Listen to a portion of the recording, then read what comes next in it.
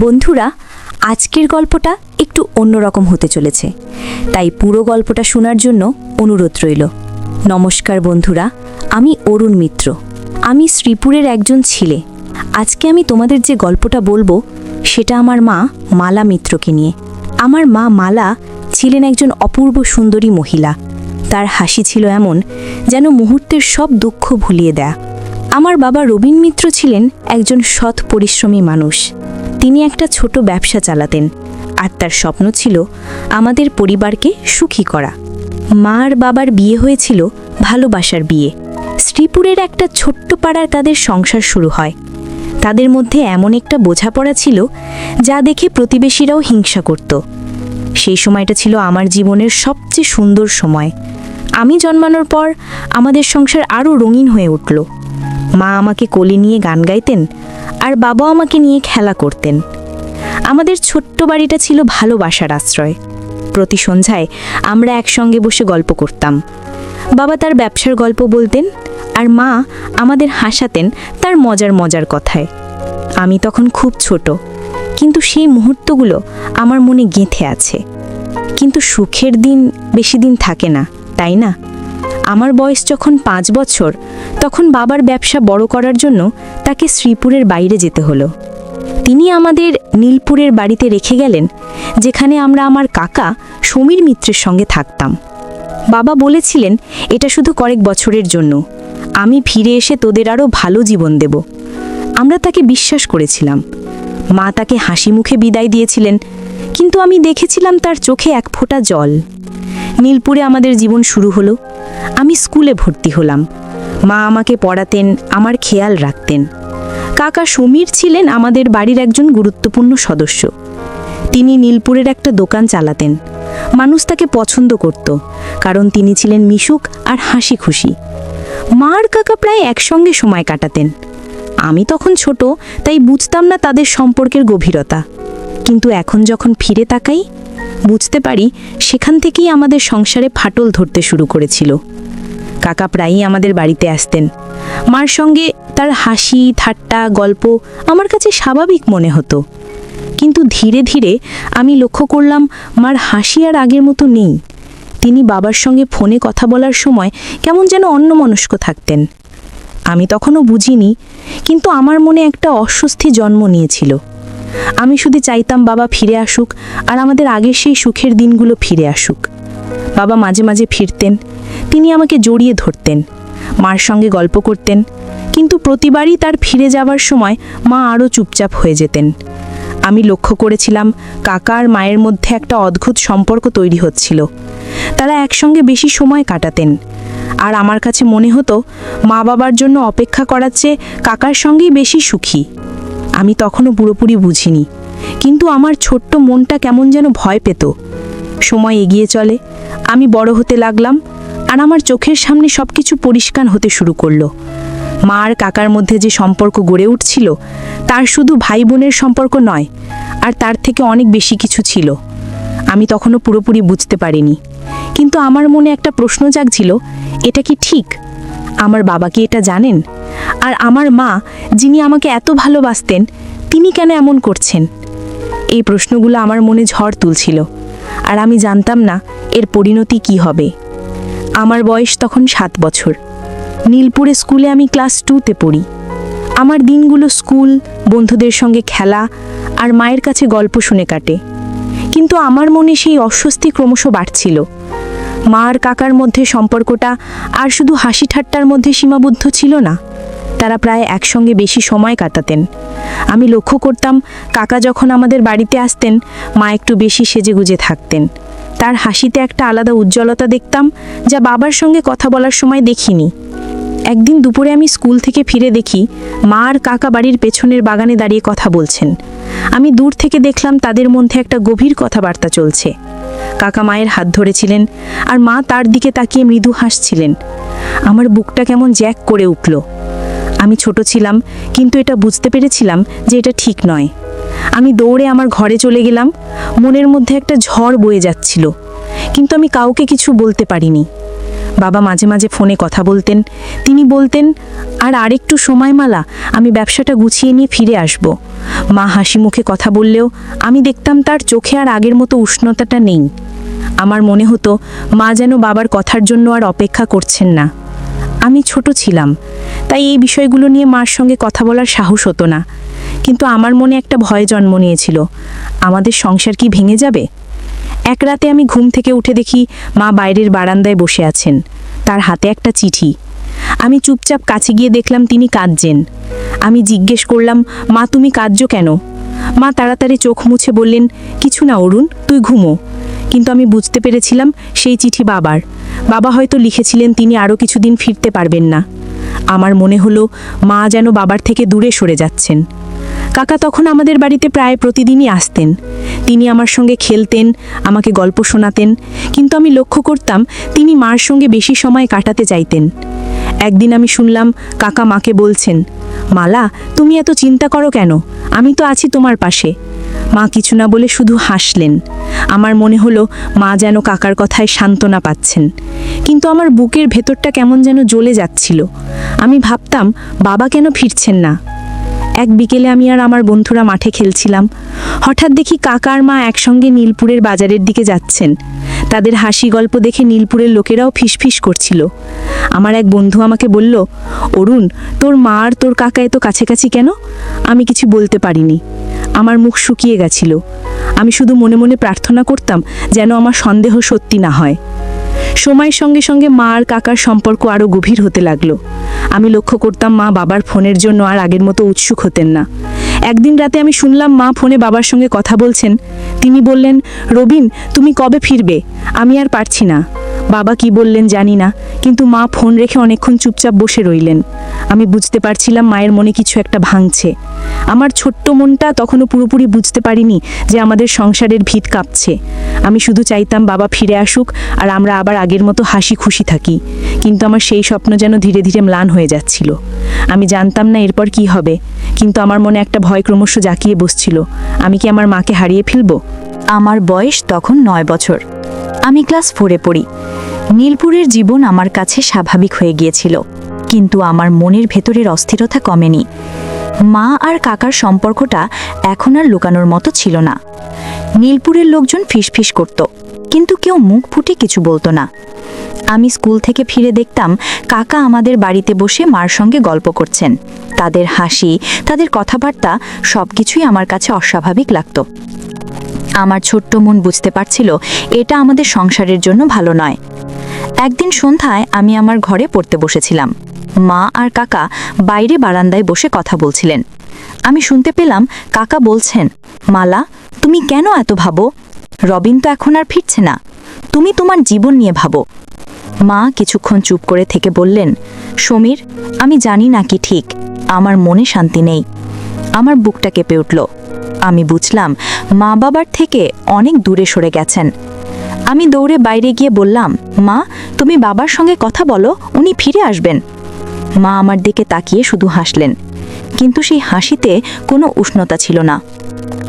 বাবা একবার নীলপুরে ফিরলেন। আমি তাকে দেখে দৌড়ে গিয়ে জড়িয়ে ধরলাম। তিনি আমাকে কোলে তুলে বললেন, অরুণ তুই এত বড় হয়ে গেছিস। কিন্তু আমি লক্ষ্য করলাম মা আর বাবার মধ্যে আগের মতো কথাবার্তা নেই। মা বাবার সঙ্গে কথা বলতেন, কিন্তু তার চোখ অন্যদিকে থাকত। বাবা যখন তার ব্যবসার গল্প বলতেন, মা শুধু মাথা নাড়তেন। আমি বুঝতে পারছিলাম আমাদের সংসারে সে আগের সুখ আর নেই। বাবা 3 দিন থেকে আবার চলে গেলেন।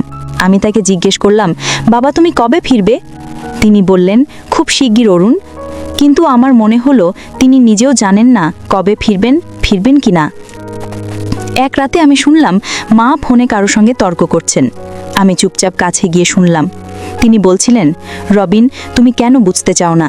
আমি এখানে একা থাকতে পারি না। বাবা কি বললেন জানি না, কিন্তু মা ফোন রেখে কাঁদতে লাগলেন। আমি তার কাছে গিয়ে বললাম, মা তুমি কাঁদছো কেন? বাবা ফিরে আসবেন। মা আমাকে জড়িয়ে ধরে বললেন, অরুণ তুই বড় হলে বুঝবি। আমি কিছু বুঝলাম না, কিন্তু আমার মনে হলো মা যেন বাবাকে আর চান না। কয়েক মাস পর একটা ঘটনা ঘটল যা আমার জীবন বদলে দিল। একদিন সকালে আমি স্কুল থেকে ফিরে দেখি মা আর কাকা বাড়িতে নেই। আমি প্রতিবেশীদের কাছে জানতে পারলাম তারা দুজনে শহরে গেছে। আমার মনটা খারাপ হয়ে গেল। আমি বুঝতে পারছিলাম মা আর কাকার সম্পর্ক এখন আর শুধু বন্ধুত্বের নয়। নীলপুরের লোকজনের কথাবার্তায় আমি শুনলাম, তারা বলছে মালা আর সমীরের এটা ঠিক হচ্ছে না, রবিনের সঙ্গে এমন করা উচিত নয়। আমি কিছু বলতে পারিনি, শুধু মনে মনে ভাবতাম আমার বাবা কেন এখনো ফিরছেন না। একদিন রাতে আমি শুনলাম মা আর কাকা বাড়ির পেছনে কথা বলছেন। কাকা বলছিলেন, মালা, তুমি রবিনের জন্য আর অপেক্ষা করো না, আমি তোমাকে সুখী করব। আমি আর শুনতে পারলাম না। আমি আমার ঘরে গিয়ে কাঁদতে লাগলাম। আমার মনে হচ্ছিল আমি আমার মাকে হারিয়ে ফেলছি। আমি বাবাকে ফোন করতে চাইলাম, কিন্তু সাহস পেলাম না। আমি শুধু প্রার্থনা করতাম যেন আমাদের সংসার আবার আগের মতো হয়। কিছুদিন পর বাবা ফিরলেন। এবার তিনি অনেক দিন থাকবেন বলে এসেছিলেন। আমি খুব খুশি হলাম, কিন্তু মা আর বাবার মধ্যে তখন আর কোনো কথা হতো না। একদিন রাতে আমি শুনলাম মা বাবাকে বলছেন, রবিন, আমি আর পারছি না, আমি তোমাকে ডিভোর্স দিতে চাই। আমার পৃথিবীটা যেন থমকে গেল। আমি দৌড়ে তাদের কাছে গিয়ে বললাম, মা, তুমি এটা কি বলছো? আমরা তো একসঙ্গে থাকব। মা আমার দিকে তাকিয়ে বললেন, অরুণ, তুই বুঝবি না। বাবা চুপ করে বসে রইলেন। তার চোখে আমি শুধু ব্যথা দেখলাম। পরের দিন মা আমাকে বললেন, অরুণ, আমি সমীরের সঙ্গে থাকতে চাই, তুই তোর বাবার সঙ্গে থাকবি। আমার মনে হলো আমার পুরো পৃথিবী ভেঙে পড়ছে। আমি কাঁদতে কাঁদতে বললাম, মা, তুমি আমাকে ছেড়ে যাবে? মা আমাকে জড়িয়ে ধরে বললেন, তুই আমার কাছে সবসময় থাকবি, কিন্তু আমি এখন সমীরের সঙ্গে নতুন জীবন শুরু করতে চাই। আমি কিছুই বলতে পারলাম না। আমার মনে হলো আমি আমার মাকে হারিয়ে ফেললাম। আমাদের সংসার, আমাদের সুখ সব শেষ হয়ে গেল। মা বাবাকে ডিভোর্স দিয়ে কাকার সঙ্গে চলে গেলেন। আমার বয়স তখন 10 বছর। আমি বাবার সঙ্গে শ্রীপুরে ফিরে এলাম। আমাদের নীলপুরে সেই ছোট্ট বাড়ি, যেখানে আমার শৈশবের স্মৃতি জড়িয়ে ছিল, সেটা যেন চিরতরে হারিয়ে গেল। বাবা আমাকে একটা নতুন স্কুলে ভর্তি করলেন। তিনি চেষ্টা করতেন আমাকে সুখী রাখতে, কিন্তু তার চোখে সেই পুরনো হাসি আর ছিল না। আমি বুঝতাম মায়ের এই সিদ্ধান্ত তাকে ভেতর থেকে ভেঙে দিয়েছে। আমি মাঝে মাঝে মাকে ফোন করতাম, কিন্তু তিনি ব্যস্ত থাকতেন। তার কণ্ঠে আর আগের মতো মমতা পেতাম না। একদিন ফোনে বললেন, অরুণ, আমি এখন সমীরের সঙ্গে সুখে আছি, তুই তোর বাবার সঙ্গে ভালো থাক। আমি কিছু বলতে পারিনি। আমার বুকের ভিতরটা জ্বলে যাচ্ছিল। আমার মা, যিনি আমাকে কোলে নিয়ে গান গাইতেন, তিনি যেন এখন একজন অপরিচিত মানুষ। আমি বাবাকে জিজ্ঞেস করলাম, বাবা, মা কেন আমাদের ছেড়ে গেলেন? বাবা শুধু বললেন, অরুণ, কখনো কখনো মানুষ ভুল পথ বেছে নেয়। শ্রীপুরে আমার নতুন জীবন শুরু হলো। বাবা দিনরাত কাজ করতেন। আমি স্কুলে যেতাম, পড়াশোনায় মন দিতাম, কিন্তু আমার মনের কোণে মায়ের স্মৃতি বারবার ফিরে আসতো। আমি ভাবতাম, মা কি সত্যি কাকার সঙ্গে সুখী? আমি শুনেছিলাম মা আর কাকা নীলপুরে একসঙ্গে থাকছেন। নীলপুরের লোকজন তাদের নিয়ে কথা বলতো, কিন্তু আমি আর সেসব শুনতে চাইতাম না। আমি শুধু চাইতাম মা একদিন ফিরে আসুক, আমাকে জড়িয়ে ধরুক। কয়েক মাস পর একটা খবর পেলাম। নীলপুরের এক প্রতিবেশী ফোন করে বাবাকে বললেন, মা আর কাকার মধ্যে ঝগড়া শুরু হয়েছে। আমি বাবার পাশে বসে সব শুনলাম। প্রতিবেশী বললেন, সমীর আর মালার মধ্যে এখন প্রায় ঝগড়া হয়। সমীর মালাকে আর আগের মতো সম্মান করে না। আমার মনে হলো মা হয়তো এখন বুঝতে পারছেন তিনি কি ভুল করেছেন। আমি বাবাকে বললাম, বাবা, আমরা মাকে ফিরিয়ে আনো। বাবা শুধু মাথা নাড়লেন। তিনি বললেন, অরুণ, যে নিজে থেকে চলে যায় তাকে ফিরিয়ে আনা যায় না। সময় গড়িয়ে চলল। আমি তখন ক্লাস 6-এ। একদিন স্কুল থেকে ফিরে দেখি বাবা ফোনে কারো সঙ্গে কথা বলছেন। তার মুখ গম্ভীর। ফোন রেখে তিনি আমাকে বললেন, অরুণ, তোর মা অসুস্থ। আমি চমকে উঠলাম। জিজ্ঞেস করলাম, মা, কি হয়েছে? বাবা বললেন, তোর মা অনেক মানসিক চাপে আছে, তিনি ডাক্তারের কাছে যাচ্ছেন। আমার মনে হলো মা হয়তো কাকার সঙ্গে সুখী নন। আমি বাবাকে বললাম, আমি মাকে দেখতে যাব। বাবা আমাকে বাধা দিলেন না। আমি আর বাবা নীলপুরে গেলাম। মাকে দেখে আমার বুকটা কেঁপে উঠল। তিনি আর আগের মতো নেই।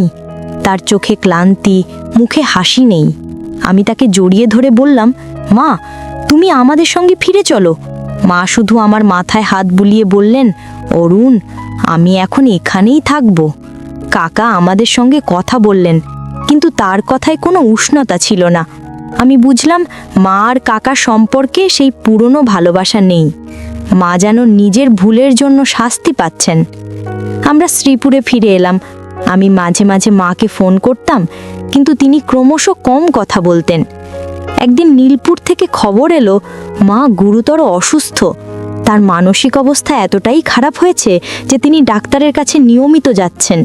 আমি বাবাকে বললাম, বাবা, আমাদের মাকে দেখতে যেতে হবে। বাবা অনেকক্ষণ চুপ করে থেকে বললেন, ঠিক আছে অরুণ, আমরা যাব। আমরা নীলপুরে পৌঁছালাম। মাকে দেখে আমার চোখে জল চলে এলো। তিনি আর আগের সেই মালা মিত্র নেই। তার চোখ ফাঁকা, মুখে কোনো হাসি নেই। আমি তাকে জড়িয়ে ধরে বললাম, মা, তুমি আমাদের সঙ্গে চলো। কিন্তু মা শুধু আমার দিকে তাকিয়ে ম্লান হাসলেন। মা আর কাকার মধ্যে তখন কোনো সম্পর্ক ছিল না বললেই চলে। কাকা মাকে অবহেলা করতেন। আমি শুনেছিলাম তিনি মাকে দোষারোপ করতেন, এমনকি তার সঙ্গে কঠোর ব্যবহার করতেন। মা যেন নিজের ভুলের শাস্তি পাচ্ছিলেন। আমি বাবাকে বললাম, বাবা, মাকে আমরা নিয়ে যাই। কিন্তু বাবা বললেন, অরুণ, তোর মা নিজের পথ বেছে নিয়েছেন, আমরা তাকে জোর করে ফিরিয়ে আনতে পারি না। আমার মন ভেঙে গেল। আমি শুধু চাইতাম মা আবার আমাদের কাছে ফিরে আসুক। কিছুদিন পর একটা ভয়ঙ্কর খবর এলো। মা গুরুতর অসুস্থ হয়ে হাসপাতালে ভর্তি। তার মানসিক অবস্থা এতটাই খারাপ হয়েছিল যে তিনি কখনো কখনো নিজের সঙ্গে কথা বলতেন। আমি আর বাবা হাসপাতালে গেলাম। মাকে দেখে আমার হৃদয় ভেঙে গেল। তিনি আমাকে শুধু বললেন, অরুণ, আমি ভুল করেছি, আমাকে মাফ করে দিস। আমি কাঁদতে কাঁদতে বললাম, মা, তুমি সুস্থ হয়ে ওঠো, আমরা আবার একসঙ্গে থাকব। কিন্তু মার চোখে আমি একটা শূন্যতা দেখলাম, যেন তিনি জানতেন তার সময় ফুরিয়ে আসছে। এক বিকালে আমরা আরেকটা ভয়ঙ্কর খবর পেলাম। মা হাসপাতাল থেকে বেরিয়ে গিয়েছিলেন, কেউ জানে না কিভাবে। কিন্তু তিনি নীলপুরের রাস্তায় ঘুরছিলেন। সেদিন একটা গাড়ি দুর্ঘটনায় মা আর বেঁচে নেই। আমি যখন এই খবর পেলাম, আমার পৃথিবীটা যেন থমকে গেল। আমি দৌড়ে হাসপাতালে গেলাম, কিন্তু মাকে আর দেখতে পেলাম না। আমার মা, যিনি আমাকে এত ভালোবাসতেন, তিনি চলে গেলেন চিরতরে। আমি বাবার বুকে মুখ লুকিয়ে কাঁদতে লাগলাম। মায়ের মৃত্যুর পর আমি আর বাবা শ্রীপুরে ফিরে এলাম। আমার মনে মায়ের স্মৃতি বারবার ফিরে আসতো। আমি ভাবতাম, মা যদি সেদিন বাবাকে না ছেড়ে যেতেন, তাহলে হয়তো আজ তিনি আমাদের সঙ্গে থাকতেন। কাকার সঙ্গে তার জীবন শুধু দুঃখ আর যন্ত্রণায় ভরে গিয়েছিল। আমি বুঝতে পারলাম, মা তার ভুলের জন্য জীবন দিয়ে মাসুল দিয়েছেন। আমার মনে একটা শিক্ষা গেঁথে গেল, পাপ কখনো কাউকে ছাড় দেয় না। বছরগুলো গড়িয়ে গেল, আমি বড় হলাম, কিন্তু মায়ের সেই হাসি, তার সেই মমতা আমার মনে রয়ে গেল। আমি আর বাবা একে অপরের সঙ্গে থেকে জীবন চালিয়ে গেলাম, কিন্তু আমাদের সেই পুরনো সুখের সংসার আর ফিরে এলো না। মায়ের জীবন আমাকে শিখিয়েছে একটা ভুল সিদ্ধান্ত কিভাবে একটা পুরো পরিবারকে ধ্বংস করে দিতে পারে। আমি প্রতিজ্ঞা করলাম, আমি কখনো এমন পথ বেছে নেব না যা আমার প্রিয়জনদের কষ্ট দেবে। আজ আমি তোমাদের এই গল্প বললাম, কারণ আমি চাই না কেউ আমার মায়ের মতো ভুল করুক। ভালোবাসা, বিশ্বাস আর সততা, এই জিনিসগুলোই একটা সংসারকে টিকিয়ে রাখে। মা তার মোহের জন্য সব হারিয়েছেন।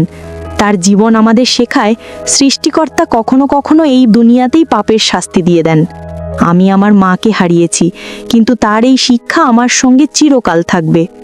বন্ধুরা, ভিডিওটি ভালো লাগলে লাইক, কমেন্ট, শেয়ার এবং সাবস্ক্রাইব করে আমাকে সাপোর্ট করবেন। ভিডিওটি দেখার জন্য সবাইকে ধন্যবাদ।